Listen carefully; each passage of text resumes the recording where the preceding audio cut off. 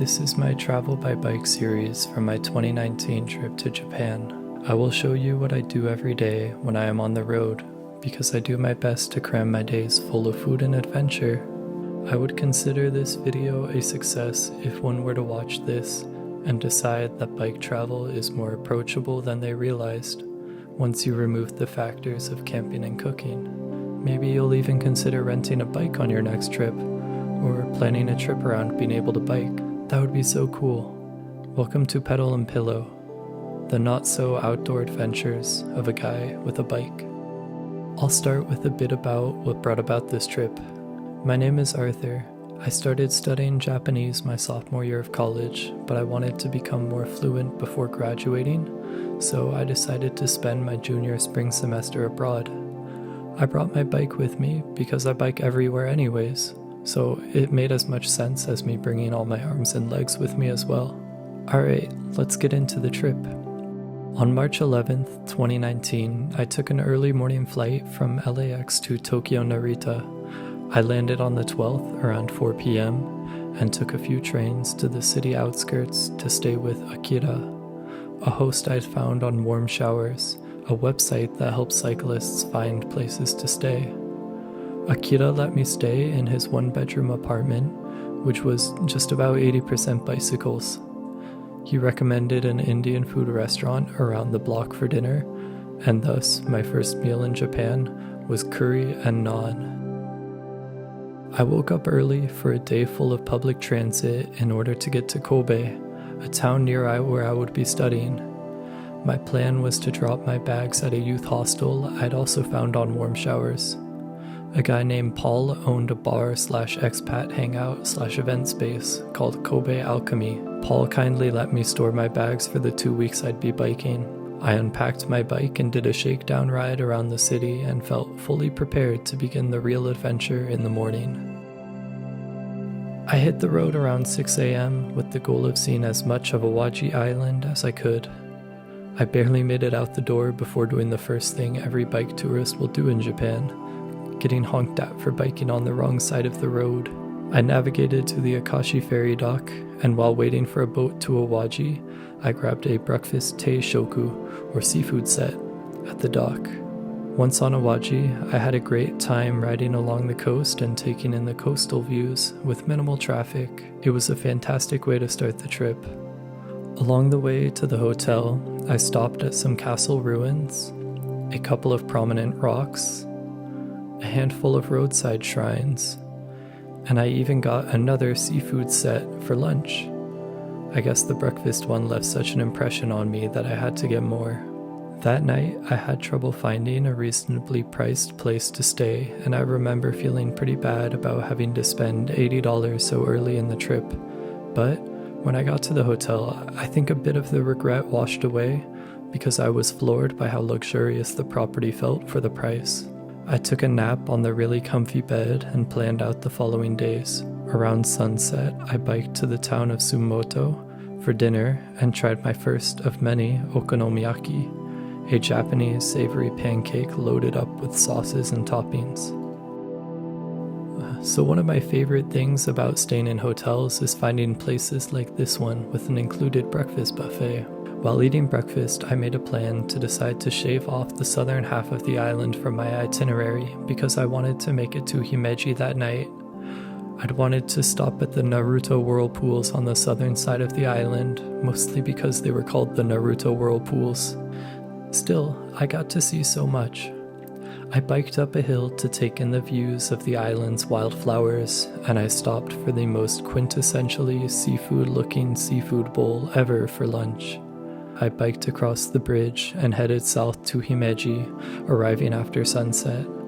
I checked into a business hotel, and then I scouted a nearby shopping street for dinner, eventually being enticed by a pub serving raclette of all things. On the way back to the hotel, a godlike scent drove me towards a busy food stall. It was a taiyaki vendor. This roasted dessert ended up being one of the most unexpectedly best foods of the trip, and I still think about it daily. My plan was to take a full rest day in Himeji. I had heard that Himeji had a really cool castle, That's all I really knew about Himeji, to be honest. I planned to get there as soon as it opens, so I woke up early, unsure how busy it would get, and found a hip coffee bar on the second floor of the shopping arcade to wait in. After a pastry and some pour-over, I headed to the castle. As a quick aside, as far as guys go, seeing castles or other medieval stuff is like peak entertainment. We really are just thinking about the Roman Empire all the time. And yeah, it was about as cool as I expected.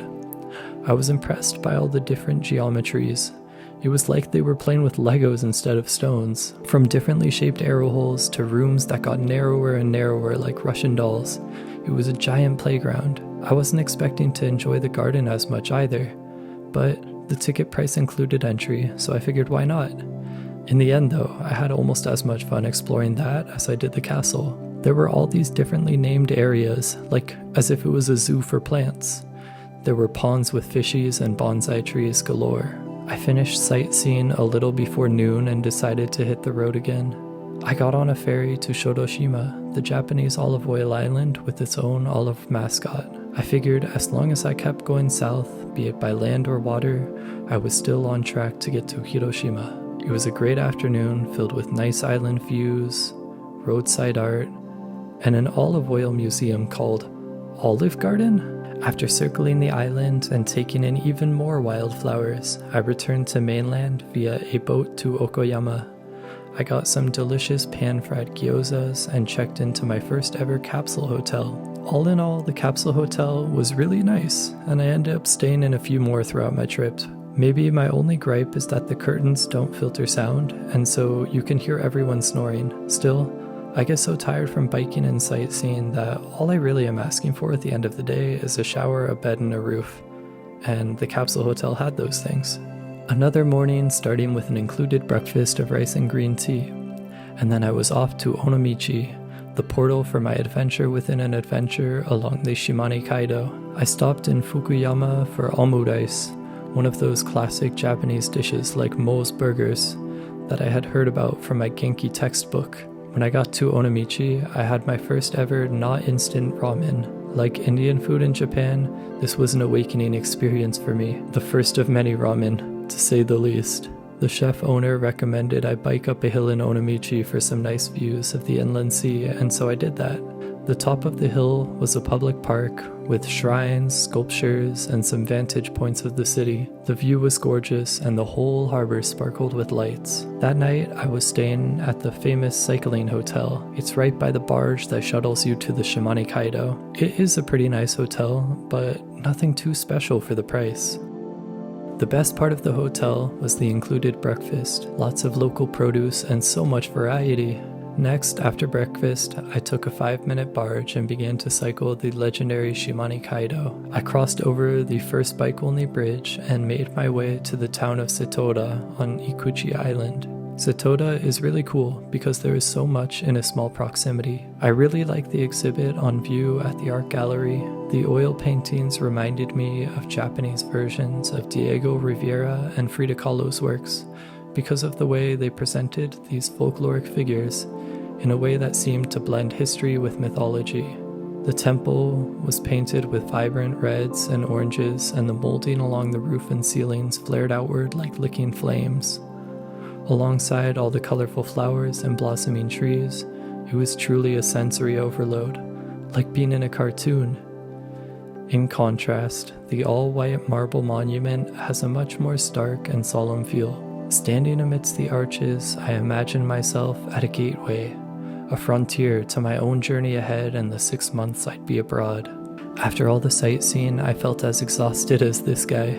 I treated myself to a mini food tour based loosely on a Lonely Planet cycling guide I'd read in this book. First, I had a conger eel bowl, nothing too special. Then, I went to a famous sorbet and gelato spot. Again, kind of mid if I'm being honest. After that, a croquette, which was actually my favorite.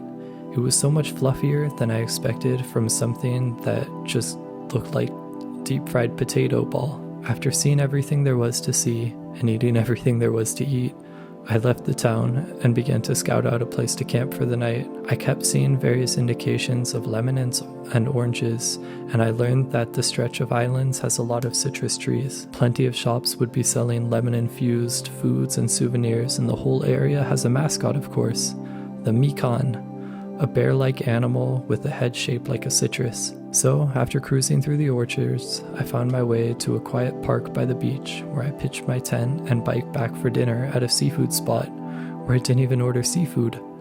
Looking back at the reviews and photos, I kind of wish I had. It feels like one of those hidden gem type places that you really shouldn't miss. Despite my preference to stay in hotels, I did indeed bring camping gear, and this was my first day using my tent, and it was instant regret. During the night, it rained and I didn't sleep well. I drifted in and out of sleep thinking, should I just start biking even though it's like 2:30 in the morning? After a soggy night, I started wet and cold. I had done so much research on the Shimane Kaido and there were so many more places I wanted to stop, but I just couldn't bring my body to cooperate. I hightailed it off the remaining islands and took shelter in a 7-Eleven where I shivered for 30 minutes before I realized that if I simply changed into my dry clothes, I'd be warm again. After that epiphany, I felt prepared to take on the rain, and I made a plan to get to Matsuyama and soak in the steamy saunas of Dogo Onsen. The day looked like it was starting to turn around. I was so excited to wash off the grime kicked up by the cars splashing me as they drove through puddles. Dogo Onsen was going through a massive renovation. There was a lot of phoenix symbolism going on when I visited. I let that channel through me, and as I emerged from the showers, I felt like I had also risen from the ashes of my failed camping experience. In addition, it just so happened to be the annual celebration of the bathhouse. I got a nice plate of curry rice in a cute cafe overlooking the festivities. I don't even know what my plan would have been if I were still biking the Shimane Kaido, but by the time I finished my lunch, I learned I could hop on a boat and make it to Hiroshima by dinner time. I got in late and grabbed a bite at an Indian restaurant near a great-priced hostel that was ridiculously close to the center of all the main tourist attractions in the city. It was one of those days that reminds me how cool traveling by bike can be. Psychologically and physically, one can start and finish a day at such different extremes. For my first rest day in Hiroshima, I prioritized museums and monuments. I visited the Atom Bomb Monument by the river, the World War II Museum, 2 art museums, and a garden. I enjoyed the Modern Art Museum the most. There were some cool things to see, like the Botero bird statue, and I also enjoy Pike's TV sculptures. I like the way he takes this ancient art form of sculpture and breathes the spirit of the 21st century into it by using TVs instead of traditional sculpting materials like metals or clay. The garden was really pleasant as well. The blossoms were just starting to peek out on tree limbs, and it gave me a teaser for what to expect in the coming months with the impending cherry blossom season that takes Japan by storm. On my way back to the hotel, I saw a flyer advertising a limited-time light display at the Hiroshima Castle. I checked the time and saw that I could make it. It was so busy, but I got some really awesome photos with the lit-up castle. I love how the background and foreground made all these different color combos. With all the museums out of the way, the second day was all about food and shopping. I started with the okonomiyaki market, where there are a bunch of different styles of okonomiyaki. My favorite is definitely the Hiroshima style, with the crispy soba noodles baked in the middle. Being in the city and seeing so many fashionable people out and about made me realize my biking clothes just weren't going to cut it for the 6 months in Japan. I went to Uniqlo and got a non-cycling outfits. The pants I got at Uniqlo 7 years ago now are still the only dress pants I own and wear. I recently found 4 more pairs on Poshmark with the same cotton, linen, polyethylene blend. I wandered around the shopping streets and was intrigued by some really tall looking pancakes. This was back in 2019 before they became all trendy. And I sort of get the hype because pancakes are so tasty in all their forms, whether they be tall or short, unless you're gluten-free, I guess. Well, after the pancakes, I got back to the hostel, a now closed guest house near the station, and I looked up the closest Indian food restaurant for dinner. Heading back to Kobe was a bit of a breeze. I just put my head down and aimed for back-to-back 100-mile days. I deviated from the coast and went with a more direct route through the countryside farms and forests. After looking over my shoulder and seeing the ocean for so long, it was kind of refreshing to have a change of scenery. I saw plenty of rice fields, slower paced farm roads, and different colors of foliage. I stopped at a seafood spot for lunch and got some sushi. I guess even inland I was still close enough to the coast that fish was inescapable. When I got to the guest house in Fukuyama, I did a quick search for Indian restaurants for dinner and found one close by. Had to keep my Indian food streak going. I woke up and just picked a city about 100 miles up the coast and did my best to get there. I settled on the town of Akko. It started raining and I wasn't really paying much attention to my surroundings until a police car drove alongside me and signaled for me to pull over. Turns out I was on a freeway and he gave me an embarrassing escort to the nearest exit. I ended up riding until after sunset due to Google Maps giving me bad directions. The hotel was really nice though. The room came with a full-on mini spa pool, and the host gave me an included multi-course meal. Nothing really went as planned, partially because there was no plan, and yet the day yielded some fantastic memories. Whoa, 2-for-1 combo day. I had a really short ride from Akko to Himeji, which is why I'm combining this with the following day, and I don't have any photos except a receipt from the hotel I stayed at to prove this isn't just part of my imagination. The next day though, I woke up late and just had a short quarter-day ride back to Kobe. It felt so cool to be back in the city that now felt like my new home, even though I had only just seen the place for the first time 14 days earlier. I spent the evening riding through the streets, popping into stores, and hiking up the steep hills to check out the old houses of expats. Being the food lover that I am, I gave my trip a send-off in the most characteristic way I could. A final decadent meal, a Kobe beef hamburger. Unfortunately, it was $44 and a little overrated. Everyone hears about the famous Kobe beef, and I thought it would be a cute way to try the meat without breaking the bank, but in the end, doing a half measure will yield a half result. Well, that's it. I picked up my stuff from Kobe Alchemy and I met the rest of the studying abroad students for the start of the school year. I truly hope that by calling myself a bike tourist and yet staying in these hostels and eating at restaurants, I don't come across as too out of touch with what it means to be a bicycle tourist. I really just want to show you the way I do things, because I feel like adding a bike into the equation while traveling just gives me such a leg up when it comes to seeing and doing as much as possible. I have so much fun while I travel by bike, and I want other people to get the most out of their trips and vacations too, because I know how precious that time can be. If someone were to ask me for recommendations for my trip to Japan, rather than recommend a particular place, I'd honestly recommend to find a way to rent a bike or bring your own. I hope to see you soon in my next video, which will be all about my weekend trips during my semester abroad. I did so much during that time. If you thought this video was long, wait till you see the next one. Thank you so much for watching. Bye.